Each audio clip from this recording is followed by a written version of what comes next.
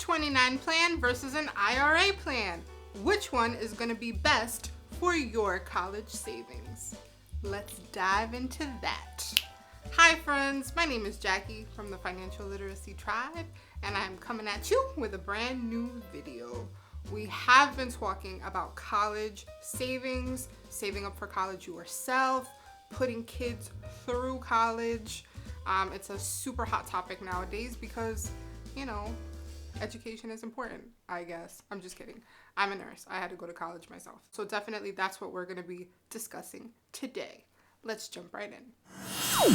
So definitely when people talk about the more traditional means of saving for college, the 529 plan is definitely the first example to usually pop up in those types of conversations. So that's what we're going to start with. And then we're going to compare that to the less popular IRA. And we're going to compare, and then you let me know which one it is that you like the best in the comment section, because I want to know about it. So what exactly is a 529 plan? A 529 plan is a tax-advantaged savings plan designed to encourage people to save for education costs specifically. Again, as mentioned, a lot of people use this for their kids, to put their kids through college, but you could also name yourself as the beneficiary. So this could also be a vehicle for you to use to pay for your own college costs. Now, the complexities of the 529 plan lie in the fact that there are multiple different types. The two main types of 529 plans tend to be either the prepaid tuition 529 plan or the college savings 529 plan. And then, as if that wasn't complicated by itself enough, there are actually variations of both plans. The specifics for each plan is going to vary from state to state.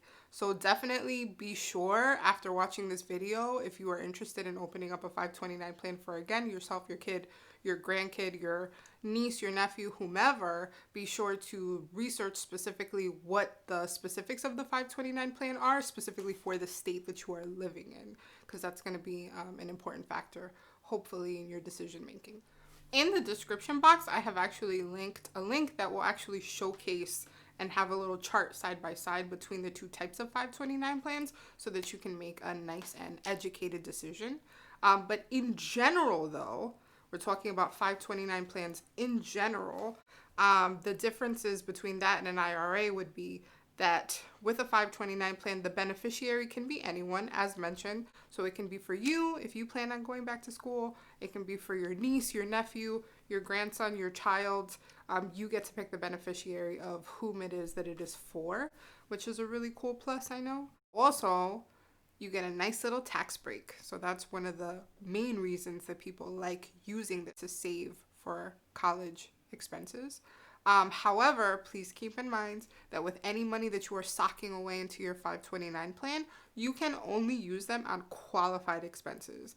The IRS has designated specific things that you are allowed to spend on, and anything outside of that you're spending that money on, you will incur a penalty fee and you will be taxed to within an inch of your life. So just keep that in mind. You can't just spend it on whatever it is that you want. It can only be the qualified educational expenses that they say are allowed. And that is basically the 529 plan in a nutshell. As mentioned, the specifics behind the 529 plan are definitely going to vary depending on which type of 529 plan it is that you chose, and also what state it is that you are opening the 529 plan in. So be sure to do your research before you definitely make a definitive decision.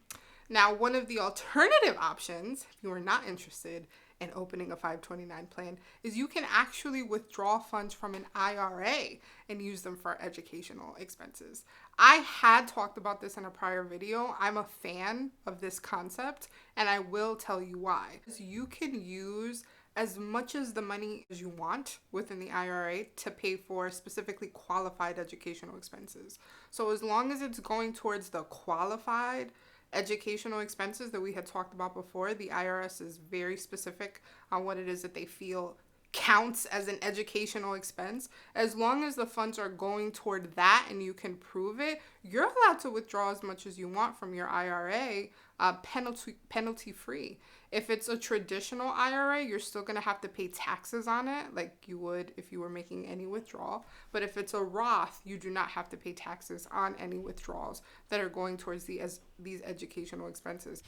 The other thing to keep in mind with the IRA is, don't forget, you can only contribute a maximum of $6,000 per year toward an IRA or a Roth IRA, which means you're not going to be able to save up as much money as you would with a 529 plan. So there's definitely pros and cons to using both of these.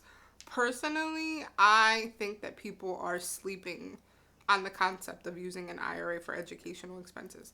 I love the fact that you can withdraw as much as you want, and as long as you're able to prove that it's going toward qualified educational expenses, you don't incur any penalties or fees toward that. The one negative associated with the IRA is that you don't get the tax break that you would with a 529 plan. So that's the one negative with it. But the main thing that I like about the IRA, especially if your kids are very young still, you don't know for a fact that they want to go to college, or even like starting their own companies or whatever the case may be, going toward fields that maybe don't require a more formal college education. That's happening more and more nowadays because student loans are definitely not as popular as they used to be. I think people are just like tired of like the cost of higher education and how ridiculously expensive it is. So because of that, there's more and more people who are just choosing like that's not the life for them. So my main question has always been, if you have all of this money socked away in a 529 plan, and then your kid decides that they want to be a realtor or a truck driver or some other career that doesn't involve a formal college education, what are you going to do with that money? Like, if you plan on using it for literally anything else that's not a qualified education cost, you're going to incur a fee. The government automatically gets a chunk of that money just because it's not going toward college tuition or whatever. I don't think that that's fair. So with the IRA, obviously you guys know an IRA is just an investment vehicle. Most people use it for retirement anyway. So for that money is yours. You can use it towards your retirement. You can use it to put a down payment on a house. You have more options with the IRA, basically, if your child decides that they do not want to go to college. So in my opinion, especially if your kids are very young or you have not had that conversation with them yet, or maybe you feel like maybe they may potentially decide to not go to college, the IRA is going to be the better choice. That's just my opinion. You know, it's obviously completely different if your kid is like, hey dad, hey mom, I want to be a doctor, or I want to be a nurse, or I want to be a lawyer, or, you know, I want to go to Dartmouth. I don't know, I'm just making up whatever.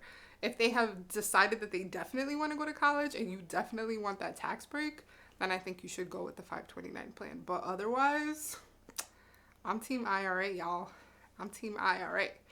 So I don't know. Whatever your opinions are, whatever you decide to do, I would love to hear about it. So be sure to leave me a comment below in the comment section.